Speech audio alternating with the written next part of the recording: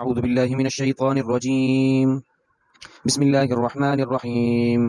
وكذلك جعلناكم أمة وسطا لتكونوا شهداء على الناس ويكون الرسول عليكم شهيدا وما جعلنا القبلة التي كنت عليها إلا لنعلم من يتبع الرسول ممن ينقلب على عقبيه وإن كانت لكبيرة إلا على الذين هدى الله وما كان الله ليضيع إيمانكم إن الله بالناس لرؤوف رحيم. صدق اللہ العظیم. اور اسی طریقے سے ہم نے آپ کو ایک معتدل اور بہترین امت بنایا تاکہ آپ لوگوں کے خلاف قیامت کے دن گواہ بنے اور رسول آپ کے حق میں گواہ بنے. اور جس قبلے کے اوپر آپ اس سے پہلے تھے ہم نے اسے نہیں رکھا تھا مگر صرف اس لیے کہ ہم یہ بات ظاہر کر دیں کہ کون رسول کی اتباع کرتا ہے اس کے مقابلے میں جو ایڑی کے بل پیچھے لوٹ جاتا ہے.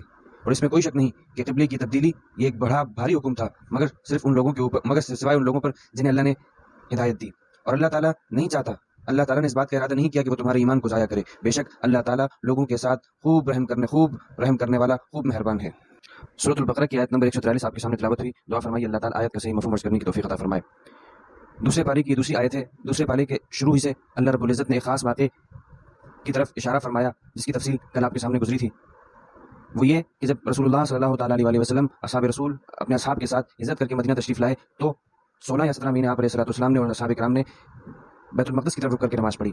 لیکن پھر اللہ کی طرف سے اس بات کا حکم آیا کہ اب آپ نے بیت المقدس کی بجائے خانہ کعبہ کا رخ کرنا ہے. تو اللہ تعالیٰ کی طرف سے خانہ کعبہ کی طرف رخ کرنے کا حکم ابھی آنے والا تھا. آنے سے پہلے اللہ رب العزت نے مسلمانوں کو اور رسول اللہ صلی اللہ تعالیٰ علیہ وسلم کو بطور پیشن گوئی یہ بات بیان کی کہ آپ کو ہم اس قبلے سے پھیر کر خانہ کعبہ کی طرف لے کے جائیں گے، لیکن اس پر جو بے وقوف قسم کے لوگ آپ پر اعتراضات کریں گے ان اعتراضات کے لیے آپ تیار رہیے. بے وقوف قسم کے لوگ کون؟ کل آپ کے سامنے بات آئی تھی، یہودی وہ یہ کہیں گے، وہ یہ اعتراض کریں گے کہ محمد، ان کو تو مسلمانوں نے اور محمد نے جو اس سے پہلے جس قبلے کی طرف رک کر کے نماز پڑھی تھی یا تو وہ برک تھا یا یہ برک ہے، دونوں میں سے کوئی ایک ہی برک تھا. تو انہیں ابھی تک شک ہے. اور مشرکین مکہ یہ اعتراض کرتے تھے کہ چلو محمد ہمارے قبلے یعنی مکہ کی طرف تو رخ کر دیا، چلو اب قریب ہمارے دین کی طرف بھی رخ کر لیں گے. اسی طریقے سے منافقین بھی جو مدینہ میں تھے ان کی طرف سے بھی یہ اعتراضات آنے لگے، یہ باتیں آنے لگی کہ محمد نعوذ باللہ وہ ابھی شک میں پڑے ہوئے ہیں. تو خیر اللہ رب العزت نے یہ بات پہلے ہی سے بیان کر دی. تو اللہ رب العزت نے جوابات ارشاد فرمائے کہ یہ انقریب آپ سے یہ لوگ بیوقوف کہیں گے، آپ ان کے جوابات میں کیا کہیے گا؟ تو اس میں سے ان جوابات میں سے ہم سب سے پہلا جواب پڑھ چکے، وہ یہ کہ اللہ تعالیٰ نے ایک حاکمانہ جواب دیا. وہ حاکمانہ جواب یہ کہ آپ ان کے جواب میں یہ کہہ دیجیے جو آپ سے اعتراض کرتے ہیں، آپ ان سے کہہ دیجیے کہ بھائی ہمیں یہ حکم اللہ نے دیا ہے، مشرق مغرب شمال جنوب تمام کے تمام جہتیں اللہ کی ہیں. اللہ جس کو اپنے لیے اپنی عبادت کے لیے رخ بنا دے ہم اسی کی پیروی کریں گے. ہمیں اس بات سے کوئی غرض نہیں کہ اس چیز میں کیا حکمت ہے اور کیا نہیں. اور در حقیقت یہ سب سے اہم اور سب سے بنیادی چیز ہے ایک مسلمان کی زندگی میں کہ جب اسے یہ بات پتہ چل جائے کہ یہ میرے رب کا حکم ہے تو حکمتوں اور لاجکس کے پیچھے جائے بغیر وہ اس حکم کو جوں کا توں مان لے. اسی وصف کو اللہ تعالیٰ نے فرمایا یہدی من یشاء الی صراط مستقیم. یہ چیز اللہ تعالیٰ یہ سیدھا راستہ ہے کہ اللہ کے حکم کو جوں کا توں مان لینا بغیر کسی ہیل و حجت کے، یہی ایک سیدھا راستہ ہے. اور اسی سیدھے راستے کی طرف ہدایت ہم جسے چاہتے ہیں دیتے ہیں. یہ تو ایک حکیمانہ جواب تھا. اب آگے اللہ رب العزت نے حکیمانہ جوابات دیے ہیں کہ در حقیقت اس قبلے کی تبدیلی میں کیا کیا حکمتیں تھیں. ان حکمتوں میں سے دو حکمتیں آج ہم آج کی آیت نمبر 143 میں پڑھیں گے. پہلی حکمت یہ جو کہ پہلی حکمت بھی اور ساتھ ساتھ اس امت کی تعریف بھی ہے، اس امت کو کہ اللہ تعالیٰ نے ایک تعریف فرمائی ہے. وہ حکمت کیا؟ وہ حکمت یہ ہے کہ اللہ رب العزت یہ بیان فرماتے ہیں کہ کل قیامت کے دن امت محمدی علیہ صاحب صلاۃ والسلام سے ہم نے کل قیامت کے دن ایک بڑا کام لینا ہے. وہ بڑا کام کیا؟ حدیث طیبہ میں اس بات کا ذکر آتا ہے کہ جب کل قیامت کے دن تمام امتیں اور انبیاء اللہ کی بارگاہ میں پیش ہوں گے تو اللہ رب العزت انبیاء کی پچھلی امتوں سے پوچھیں گے. مثال کے طور پر حدیث میں آتا ہے کہ اللہ رب العزت قوم نوح سے فرمائیں گے کہ کیا نوح علیہ السلام، کیا نوح نے ہماری طرف سے ہمارے پیغامات تمہیں پہنچا دیے؟ تو قوم نوح کہے گی ما جاءنا من نذیر، ہمارے پاس تو کوئی ڈرانے والا آیا ہی نہیں. تو اب دیکھیے نوح علیہ السلام دعوے دار ہیں کہ میں نے پہنچایا ہے، اور نوح علیہ السلام کی امت وہ منکر ہے کہ ہمیں کسی نے کچھ نہیں پہنچایا، ہمارے پاس تو ڈرانے والا آیا ہی نہیں. تو اس لیے اللہ رب العزت دعوے دار جو ہوتا ہے اس کے ذمہ لازم ہوتا ہے کہ وہ گواہی پیش کرے. تو اللہ رب العزت نوح علیہ السلام سے کہیں گے کہ آپ گواہی دیجیے، آپ گواہ پیش کیجیے کہ آپ نے ہمارے احکامات اور ہمارا پیغام انہیں دیا تھا. تو نوح علیہ السلام امت محمدی علیہ صاحب صلاۃ والسلام اور رسول اللہ صلی اللہ تعالیٰ علیہ وسلم کو بطور گواہ پیش کریں گے. جب امت محمدی علیہ صاحب صلاۃ والسلام بطور گواہ پیش ہوگی تو اسی میں یہ سوال ہوگا کہ بھائی تم تو تھے نہیں، تم نے کیسے گواہی دی؟ تو کہیں گے کہ بھائی ہمیں محمد عربی امت محمدیہ یہ کہے گی کہ ہمیں محمد عربی صلی اللہ تعالیٰ علیہ وسلم نے، ہمیں ہمارے نبی نے یہ بات بیان کی تھی، ہم نے قرآن میں یہ پڑھا تھا کہ نوح علیہ السلام نے اپنی قوم کو مکمل طور پر دعوت دی تھی. تو اب اور پھر جب ان گواہوں کی گواہی کے اوپر بات ہے کہ یہ گواہ اس قابل ہیں کہ ان کی گواہی لی جائے، تو ان گواہوں کے گواہی کے قابل ہونے کے لیے محمد صلی اللہ تعالیٰ علیہ وسلم، محمد عربی صلی اللہ تعالیٰ علیہ وسلم وہ گواہ بنیں گے اور وہ اس بات کی گواہی دیں گے کہ امت محمدیہ سچ کہہ رہی ہے. امت محمدیہ کی تو یہ عادت ہے، انہوں نے تو دنیا میں بھی جب قبلے کا حکم آیا تھا تو بے چوچرا مان لیا تھا. اسی طریقے سے آج قیامت کے دن یہ جو گواہی دے رہے ہیں اس بنیاد پہ دے رہے ہیں کہ انہیں حالانکہ انہوں نے نوح علیہ السلام کو دیکھا نہیں تھا، نوح علیہ السلام کی تبلیغ کرنے کو دیکھا نہیں تھا، لیکن چونکہ انہوں نے قرآن میں پڑھا، انہوں نے مجھ محمد سے یہ بات سنی تھی، تو لہٰذا ان کی دنیا میں بھی یہ عادت تھی کہ بے چوچرا مان لیا کرتے تھے. آج بھی انہوں نے بے چوں چرا اس معاملے کی گواہی دی ہے۔ تو اب اس بات سے یہ حکمت کس طرح بنتی ہے؟ وہ حکمت اس طرح بنتی ہے کہ اللہ رب العزت یہ فرما رہے ہیں کہ یہی بنی اسرائیل کی قوم جب کل قیامت کے دن منکر بنے گی اپنے نبی کی رسالت کی کہ ہمیں موسیٰ علیہ السلام نے عیسیٰ علیہ السلام نے کوئی تبلیغ نہیں کی تھی، تو یہ امت محمدیہ گواہی بنے گی۔ اب گواہ کے لیے ضروری ہے کہ وہ ایسا ہو کہ جس کے بارے میں اس بات کا اس پر تہمت نہ ہو کہ آیا کہیں اس کے کوئی دشمنی تو نہیں ہے جس کے خلاف گواہی دے رہا ہے، کیونکہ اگر دشمنی ہو تو پھر اگر گواہ کی مطالعے سے دشمنی ثابت ہو جائے تو پھر اس کی گواہی قابل قبول نہیں ہوتی۔ تو اللہ تعالیٰ فرما رہے ہیں کہ ہم نے تمہارا قبلہ بیت المقدس کی طرف کروایا، مقصود یہ کہ در حقیقت تمہارا ان سے جوڑ پیدا ہو جائے ایک اس حد تک کہ کل قیامت کے دن تم ان سے کہہ سکو کہ ہماری تم سے کوئی دشمنی، ہم نے تو تمہارے رخ کی طرف ہم نے تمہارے قبلے کی طرف رخ کر کے نماز پڑھی ہے، تو ہماری تم سے کوئی دشمنی نہیں۔ تو اللہ رب العزت نے یہ تبدیلی کروا کے در حقیقت امت محمدیہ علیہ صاحب الصلوۃ والسلام کے اعتدال کو بتایا کہ ایک معتدل امت ہے۔ تو جہاں آیت نمبر 143 کے پہلے حصے میں اللہ رب العزت نے ایک حکمت بیان کی ہے، وہیں اسی پہلے حصے میں امت محمدیہ علیہ صاحب الصلوۃ والسلام کی انتہائی تعریف فرمائی۔ وہ کیا؟ وَكَذَلِكَ جَعَلْنَاكُمْ أُمَّةً وَسَطًا، اور ایسے ہی طریقے سے ہم نے آپ کو ایک بہترین، ایک درمیانی، ایک معتدل امت بنایا۔ وہ معتدل، درمیانہ پن اور اعتدال یہی ہے کہ اللہ کے حکم کو جوں کا تو مان لینا بغیر کسی حکمت و لاجک میں جائے بغیر۔ تو اس امت کو اللہ رب العزت نے عقائد کے اندر بھی اعتدال دیا ہے، اعمال کے اندر بھی اعتدال دیا ہے۔ اللہ نے اپنی صفات، اس امت محمدیہ کی شان یہ ہے کہ انہوں نے اللہ رب العزت کے بارے میں جو عقائد رکھے ہیں ان میں بھی بڑا اعتدال ہے۔ محمد عربی صلی اللہ تعالیٰ علیہ وسلم، انبیاء علیہ السلام کے بارے میں جو عقیدہ ان کا اس میں بھی بڑا اعتدال ہے۔ رسول اللہ صلی اللہ تعالیٰ علیہ وسلم کے بارے میں امت محمدیہ کا عقیدہ کہ وہ افضل البشر ہیں، بعد خدا بزرگ تو ہی، قصہ مختصر، لیکن الوہیت کے درجے میں نہیں پہنچایا، یعنی نہ تو عیسائیوں کی طرح رسول اللہ صلی اللہ تعالیٰ علیہ وسلم کو خدا کا بیٹا یا خدا کا شریک کہا، اور نہ ہی یہودیوں کی طرح رسول اللہ صلی اللہ تعالیٰ علیہ وسلم کی نہ یہودیوں کی طرح ویسی نہ توہین کی، جیسا کہ بنی اسرائیل کی قوم یہودی وہ انبیاء علیہ السلام، عیسیٰ علیہ السلام کی توہین کیا کرتے تھے۔ تو اس امت کے اندر بڑا اعتدال ہے۔ اس امت کی عبادات کے اندر آپ صلی اللہ تعالیٰ علیہ وسلم نے عبادات کے جو طریقے بتائے، ہم ایک 24 گھنٹے کے اندر ایک اگر مجموعی طور پر 5 نمازوں کے اوقات کو دیکھ لیا جائے تو بمشکل آدھا سے پونا گھنٹہ بنتا ہے۔ یہ عبادت کا اعتدال ہے۔ مال کو خرچ کرنا ہے، اس میں اعتدال ہے۔ قرآن کہتا ہے کہ آپ نے نہ تو اس طریقے سے خرچ کرنا ہے کہ پورا کا پورا آپ اپنے آپ کو خالی کر دیں، نہ اس طریقے سے کہ اپنا ہاتھ اپنی گردن سے ملا کر دیں، بلکہ آپ نے اعتدال رکھنا ہے۔ عبادات میں بھی اعتدال، خرچ میں بھی اعتدال، ہر چیز میں اعتدال۔ تو اس امت کے بہترین ہونے کی سب سے بڑی بات یہ ہے کہ اللہ فرماتے امۃ وسطا، یہ ایک درمیانی امت ہے، معتدل امت ہے۔ اخلاق میں بھی اعتدال سکھایا۔ کیا مطلب؟ کہ اگر کوئی تمہارے ساتھ ظلم کرتا ہے تو تمہیں جزاء سیئۃ مثلھا، کیا کہ اگر کوئی جزاء سیئۃ مثلھا، اگر کوئی کسی کے ساتھ برائی کرتا ہے تو اس برائی کا بدلہ کیا ہے؟ اسی کی جیسی برائی۔ تو اگر